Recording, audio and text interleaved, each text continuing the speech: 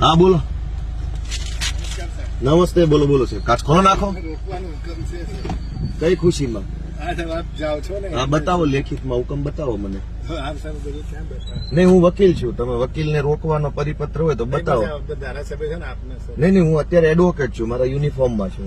તમે વકીલને રોકવાનો હુકમ હોય તો બતાવો, નહીં તો પછી હું તમારા વિરુદ્ધ ફરિયાદ કરીશ. તમને હુકમ હશે એ સ્વીકારો. હું એડવોકેટ છું. નહીં, હું એડવોકેટ છું, યુનિફોર્મમાં છું. હું અમારા ક્લાયન્ટ માટે જાઉં છું. વકીલને રોકવાનો તમને કોઈ સત્તા હોય તો તમે મને પરિપત્ર બતાવો. હું ધારાસભ્ય છું, હું ગુજરાતનો નાગરિક છું, એ બધું બરાબર છે. આજે હું વકીલ છું, બરાબર છે, પણ હું એડવોકેટ છું, હું મારા યુનિફોર્મમાં છું.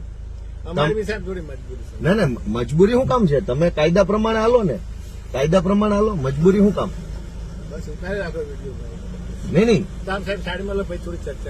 નહીં, તમે મને પરિપત્ર બતાવો કે એડવોકેટને રોકવાનો તમને સત્તા મળેલી છે. તમારા સાહેબને પૂછી લો કે એ યુનિફોર્મમાં આવ્યા છે.